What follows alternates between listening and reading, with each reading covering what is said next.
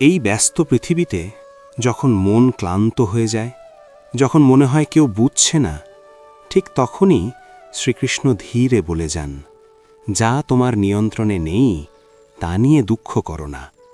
তিনি বলেন, কর্ম করো, কিন্তু ফলের বোঝা বয়ে বেরিও না, কারণ ফল আমি দিই, তুমি শুধু বিশ্বাস রাখো। শ্রীকৃষ্ণ আরও বলেন, যে আমাকে স্মরণ করে ভয় পায় না, আমি তার ভয়ে নিজের কাঁধে তুলে নিই। বন্ধু, তুমি একা নও। তোমার প্রতিটি অশ্রু, প্রতিটি নীরব যন্ত্রণা কৃষ্ণ দেখছেন। তিনি বলেন, যখন সবাই ছেড়ে যায় তখন আমি থাকি। একবার চোখ বন্ধ করো, মনে মনে বলো, হে কৃষ্ণ। দেখবে মনটা ধীরে ধীরে শান্ত হয়ে যাচ্ছে। যদি এই কথাগুলো তোমার মনে একটুও হলেও শান্তি দেয়, তাহলে মাধববাণী চ্যানেলটিকে সাবস্ক্রাইব করো, কারণ শ্রীকৃষ্ণের বাণী কখনো বৃথা যায় না।